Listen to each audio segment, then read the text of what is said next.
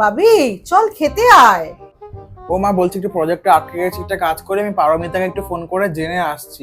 কেন পারমিতাকে ফোন করবি কেন? মানে ওরম না, মানে পারমিতাকে ফোন করার কি আছে?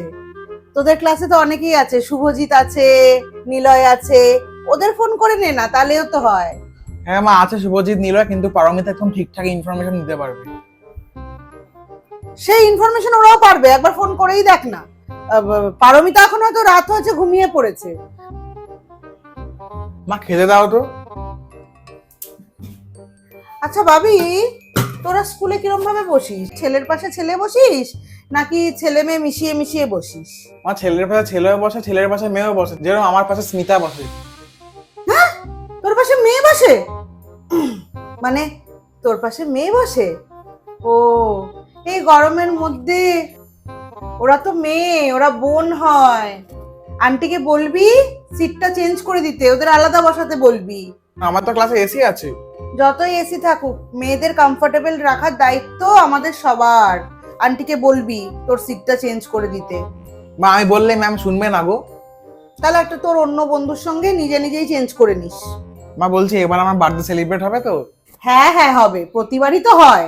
তোর বন্ধুদের নেমন্তন্ন করে দিস। হ্যাঁ মা, তাহলে এবার আমি ওই রাহুল, রোহিত আর এইবার স্মিতা পারমিতা ওদেরও করবো, জানো ওরা আমার খুব ভালো বন্ধু। হ্যাঁ, ছেলের বন্ধু আবার মেয়ে হয় নাকি? ওরম বলছি না আর কি, মানে বলতে চাইছি যে ওদের নেমন্তন্ন করলে ওই জন্মদিনের পার্টি তো রাত্রিবেলা শেষ হয়, ওরা আবার কিরম করে বাড়ি ফিরবে? ওরা তোর বোন হয় না? তোর একটা দায়িত্ব নেই? তুই এক কাজ কর, তোর ছেলে বন্ধুদেরই কর শুধু নেমন্তন্ন, বুঝতে পারলি? মা, তুমি কিন্তু অনেকক্ষণ ধরে বলছো, আর তুমি কি বলতে চাইছো সেটা কিন্তু আমি বুঝতে পেরেছি। যদি এরকমই তোমার মেন্টালিটি, তাহলে তুমি কোয়েট স্কুলে ভর্তি কেন করালে? ভর্তি করালে মেয়েদের সাথে কথা বলতে হবে নাকি? মা, এরকম ছেলে মেয়ে বলে কিচ্ছু হয় না, আমরা সবাই বন্ধু জানো। সে তো আমি জানি তোরা বন্ধু, আমি কি কিছু বলেছি বল?